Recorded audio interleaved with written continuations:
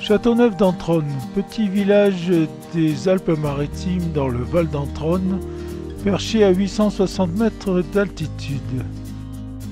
Il y a une ferme, des chambres d'hôtes, mais là nous venons pour la fête du moulin qui se trouve au bord de la Barlate. Là nous sommes au village proprement dit, et au four même, qui a été allumé plusieurs jours à l'avance pour la fête du moulin qui se fera demain.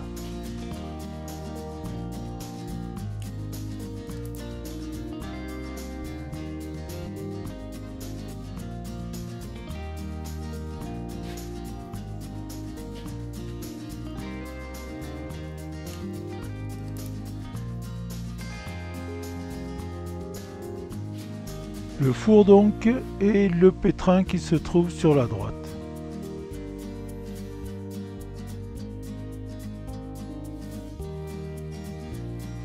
Le four vu de l'extérieur et la place du village avec la fontaine. Le lendemain, le four est toujours allumé. Et cette fois, il y a quelqu'un pour faire du pain, c'est Damiano.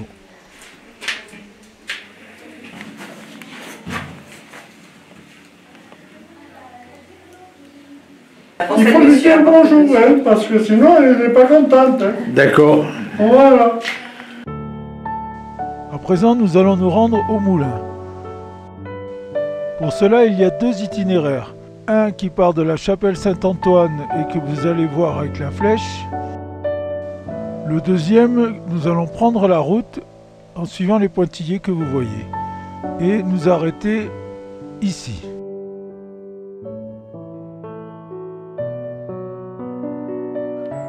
Comme son nom l'indique, ce chemin nous mène ou aux gorges de Sauchanègre ou au moulin de la Barlate. Nous le prenons. Au bout d'un quart d'heure, il faut bifurquer sur la droite pour ne pas aller aux gorges de Sauchanègre, et c'est indiqué.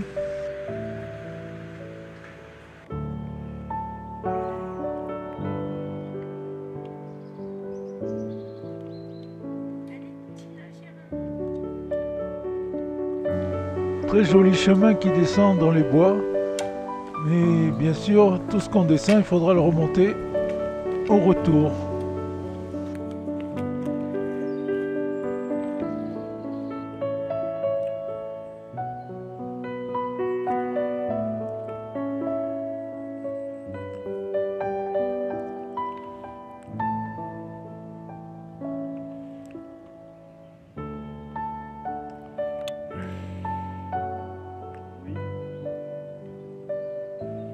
Là, nous arrivons à la bifurcation entre les gorges de Sauchanègre et le moulin de la Barlate, donc il suffit de suivre les panneaux.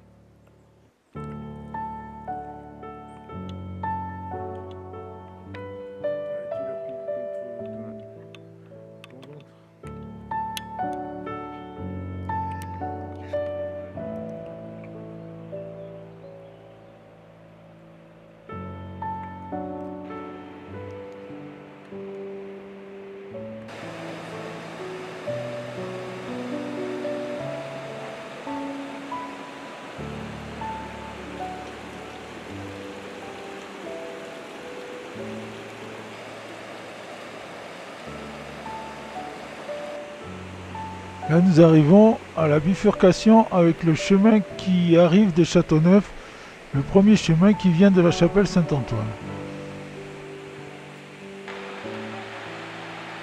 Nous sommes presque arrivés et nous voyons les membres du musée de la Roudoule qui actionnent les vannes du canal qui alimente le moulin. Ici, la vanne qui va être ouverte tout à l'heure pour alimenter le moulin.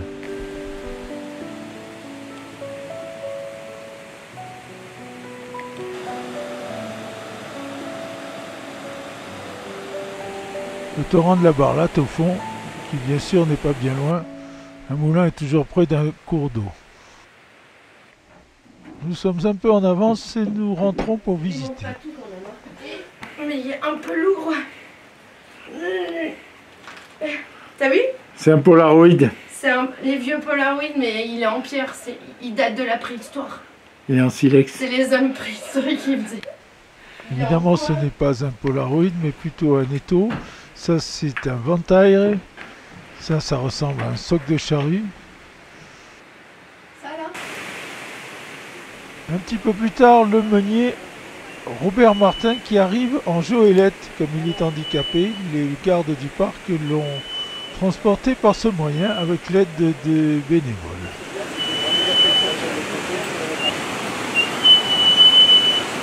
Qu'est-ce qui grince le moulin?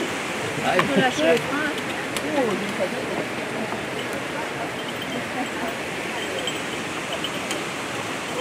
Le problème, c'est qu'elle est trop gentille.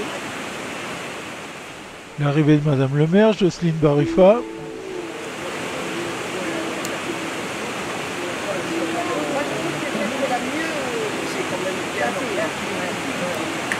Elle est tranquille, elle a une belle... Il est où le bas? Attendez, enlevez pas le bas. Et la viande.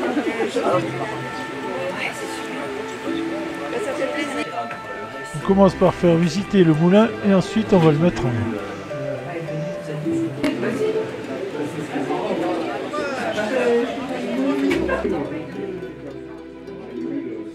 La pièce où vivait le meunier.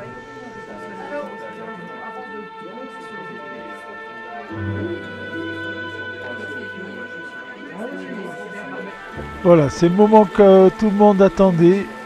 On ouvre les vannes et l'eau arrive dans le moulin.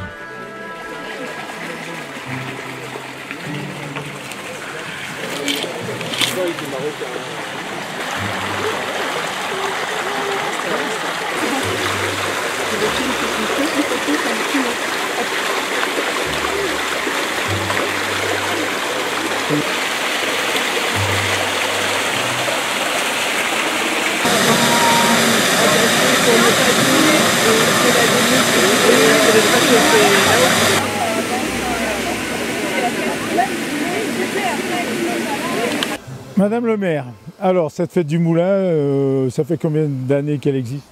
Alors ça fait 25 ans, c'est la 25e édition et on a décidé d'y donner un petit éclat supplémentaire. C'est pour ça que cette année, alors en partenariat avec le parc et le CAF, le Club Alpin Français, on s'est associé pour faire venir le meunier, un meunier qui vient de Josier, Robert Martin, qui exerce encore la fonction de moulinier à Josier et que l'on a décidé de faire venir pour qu'il nous fasse un petit état des lieux du fonctionnement, des outils de fonctionnement que l'on a à l'intérieur. Et ça dans le but d'améliorer et de refaire des travaux à l'intérieur. Ok, bon, sinon ce moulin, il date de quand? Est-ce qu'on le sait? Non, on n'a pas de date vraiment. Ce que je peux dire, c'est qu'il était en exercice toutes les années et jusqu'en 1945, voire 1946. Et le meunier, qui était de Châteauneuf-d'Entrone, restait là sur place. Il récupérait le blé de tous les hameaux environnants, les Tourès, Barrels, Bouchanières, Châteauneuf évidemment, Bantes. Et bien, il faisait de la farine tout l'été. Alors, quand même, il n'est pas très facile d'accès. Pourquoi on l'a fait là? Alors, c'est une des questions que l'on m'a posées. Si je n'ai pas vraiment de réponse, j'y apporterai la mienne en tout cas. Je pense que la Barlate est quand même une rivière qui a un potentiel en eau que l'on n'avait pas ailleurs. Et je pense que c'est peut-être pour ça qu'il a été installé ici. C'est vrai qu'il était assez loin du village, mais en tous les cas, il avait vraiment une fonction tout le temps. Et crucial, j'imagine. Absolument. Évidemment, au sortir de la guerre ou pendant la guerre, je pense qu'il a eu un rôle alimentaire très important et qu'il a sauvé des populations. Et je ne vous cache pas que le fait que l'on veuille remettre à neuf ou en tout cas en meilleur état les installations intérieures, qui sait si on ne va pas revenir à eh ben, pourquoi pas en avoir besoin dans les années futures, mais ça, l'histoire nous le dira. Bon, et maintenant il y a la mode du sans gluten, alors il va falloir moudre autre chose aussi. C'est ça, oui. En plus, il va falloir s'adapter, mais je trouve que quand même, le moulin de la Barlate est c'est le dernier en fonctionnement dans les Alpes-Maritimes. Alors évidemment, il fonctionne une fois par an, mais en tout cas, il fonctionne. Et déjà, si on peut moudre du blé, ce sera déjà très bien. C'est ce qu'il va y avoir tout à l'heure, une démonstration, plus une explication par Thierry Schwab. Je voulais juste rajouter que la commune, tous les étés, paye un accompagnateur, Thierry Schwab, le vendredi. Tous les vendredis, il y en a au moins 6. Et quelquefois, il y a du monde en plus, ce qui fait qu'on double l'accompagnement. Et c'est la commune qui prend en charge cette activité, vraiment au plaisir de tout le monde. Et elle a du succès ? Énormément, de plus en plus. Et bien sûr que ça a du succès tout le temps, mais c'est vrai que les gens sont un peu frustrés quand ils arrivent là et qu'ils ne peuvent pas voir l'intérieur. C'est pour ça qu'on a mis en place cette organisation avec le parc du Mercantour. Merci beaucoup. Allons écouter les explications du meunier. Tout ce bâti que nous voyons a été construit ici sur place. C'est-à-dire que c'est le maçon qui l'a construit. Il a mis ses pierres, il les a bien ajustées. Le dessous, la meule n'est pas cerclée. Elle est tenue simplement par une matière en bois, reliée par des ferrailles. Et le meunier, lui, il a retaillé. C'est-à-dire qu'avec des outils spéciaux que peut-être vous avez en haut, c'est en manche avec, comme des burets. Et il tape, il fait ses stries. Alors je vous ai expliqué qu'il y avait plusieurs sortes de stries, la grosse strie pour l'air et pour évacuer, et les toutes petites stries qui elles sont espacées de 4 à 5 mm, mais très très fines, et donc les deux meules, si vous voulez, lorsqu'elles vont se rapprocher très très près, eh bien ça va, au départ, si vous voulez, la meule n'est pas plate, la meule elle est comme ça, c'est-à-dire que pour démarrer, il faut que le grain de blé puisse être happé par la meule. Au départ, le grain de blé va être entier par la force centrifuge. Le grain de blé va s'étaler tout autour de la circonférence de la meule et sur les 25 cm du bord, là c'est plat. Et c'est là où on va affiner, c'est-à-dire c'est là où on va séparer la farine du son. Le son, bien sûr, c'est l'enveloppe du grain de blé, tout le monde le sait. Voilà, donc c'est la partie extérieure de la meule qui va faire la mouture, qui va faire la bonne qualité de la farine. Et la bonne qualité de la farine vient de ces stries que le meunier a décidé de faire. Parce que maintenant, dans les moulins modernes, dans les meules modernes, on voit des stries en arrondi, on voit beaucoup de choses, qui est bon aussi, et que ça marche aussi. Voilà, donc tout ça, ça a été fait manuellement sur place. Quoi dire d'heure, ces meules, eh bien, elles pèsent à peu près 7 à 800 kg, qu'on a là. Ici, on a le caisson qui s'appelle une archure, pour pas que la farine parte dans tous les sens. On a une poulie, alors je pense que cette poulie devait entraîner sûrement quelque chose, puisqu'on voit un petit bourrelet sur le fond de la poulie en bois. Donc quelque chose devait être entraîné. Alors je ne pense pas que ce soit un butoir. Le butoir, c'est ce qui va séparer la farine du son, que je pense qu'on verra en haut, on en reparlera plus loin. Donc ici, ce bâtiment, je pense que c'était réservé à faire des farines pour le bétail, c'est-à-dire beaucoup d'orge, puisque je pense qu'ici, il y avait beaucoup d'orge, donc des farines d'orge pour le bétail. Plus grossière ou... Plus grossière. Au niveau de la taille, on n'est pas obligé d'avoir une taille parfaite, parce que là, on ne demande pas du rendement, on dit simplement que c'est pour le bétail, parce qu'on sait très bien que les chevaux, l'orge entier, bon, ils le rejettent, c'est pas bon, donc ils éclataient simplement l'orge. Et elle travaillait, si vous voulez, avec des grains secs, à mon avis. Parce qu'aujourd'hui, pour faire de la farine, on verra plus haut, on lave le blé, on le nettoie beaucoup plus que pour le bétail. Le bétail, on ne va pas le laver, on ne le mouille pas, vous voyez, c'est pas la même technique.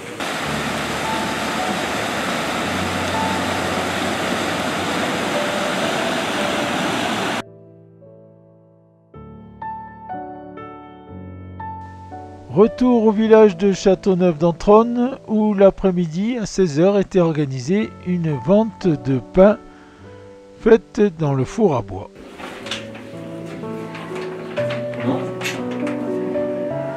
17.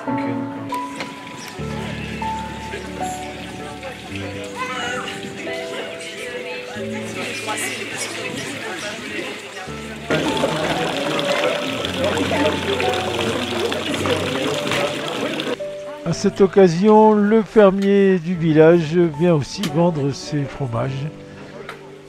Qui peut aller mieux que le fromage avec le pain?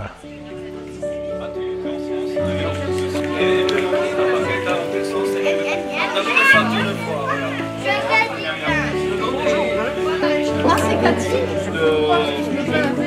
C'est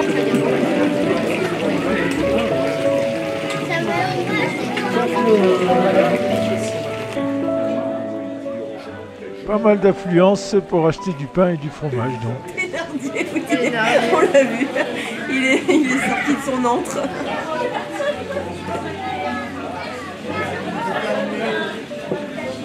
Alors, le propriétaire du moulin, heureux?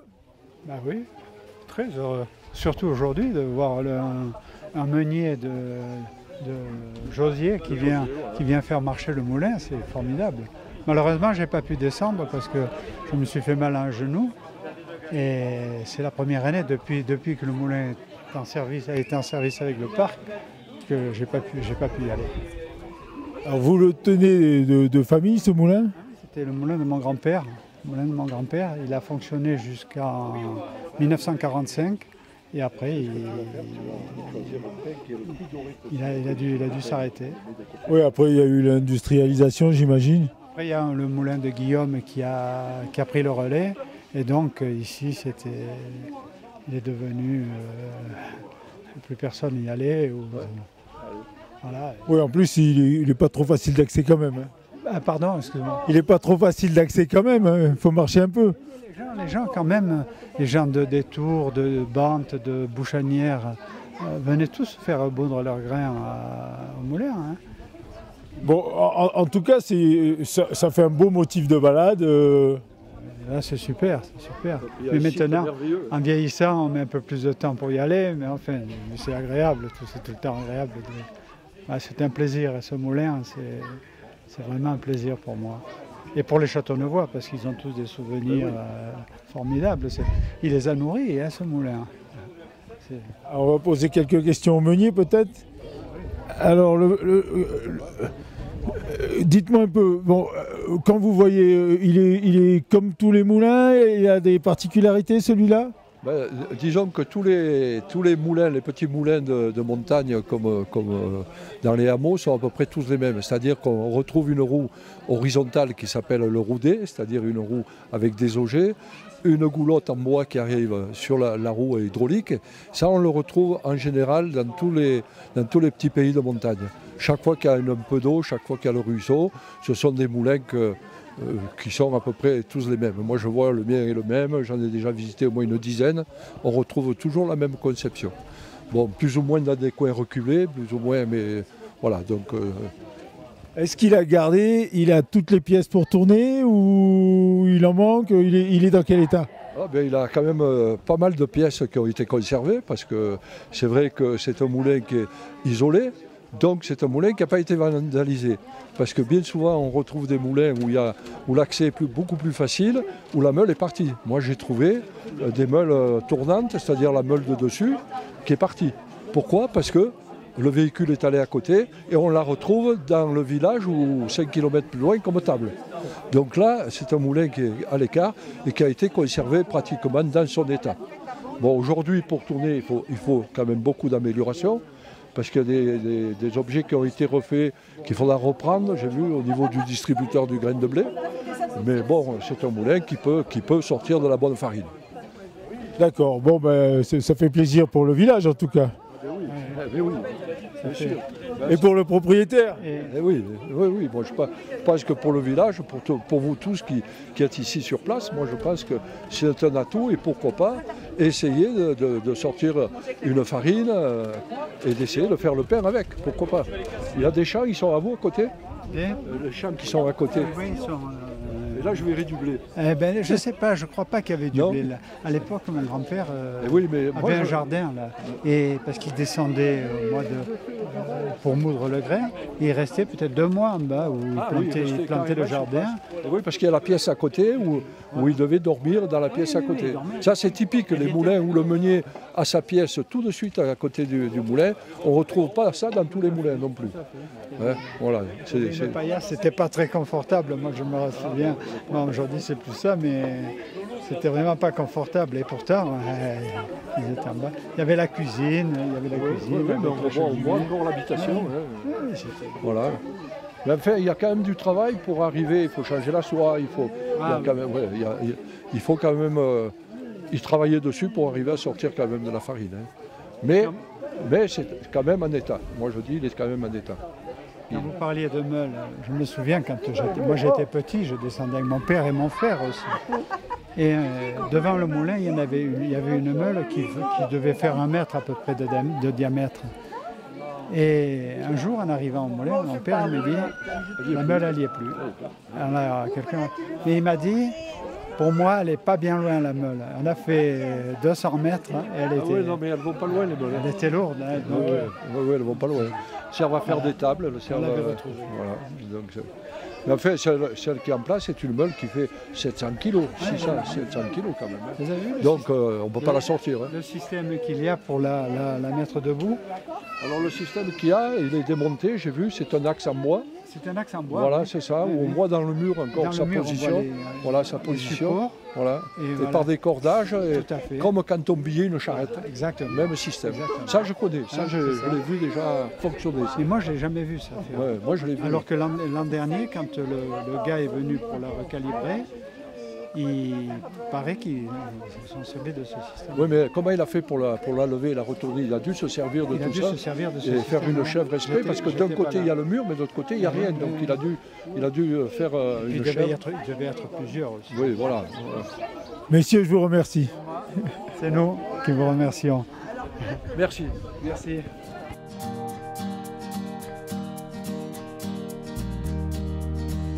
On termine par quelques images de ce joli village de Châteauneuf-d'Entronne. Ici la chapelle Saint-Joseph.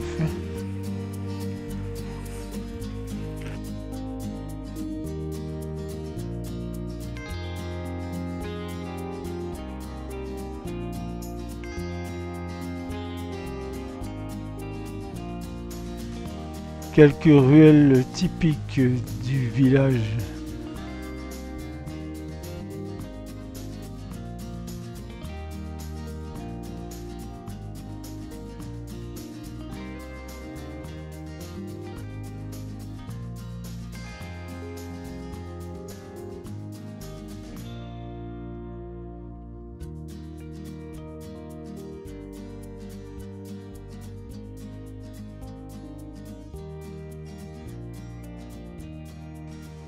J'en profite pour vous signaler que la mairie cherche un repreneur pour l'auberge communale qui se trouve sur la place que voici. Appelez donc la mairie si vous êtes intéressé.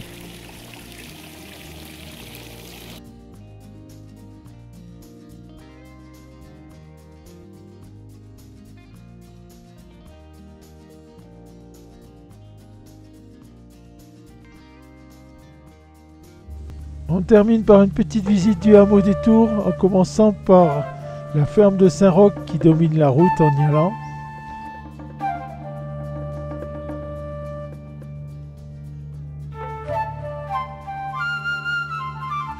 Et à 7 km de Châteauneuf-d'Entronne, toujours donc dans la même commune, le hameau des Tours.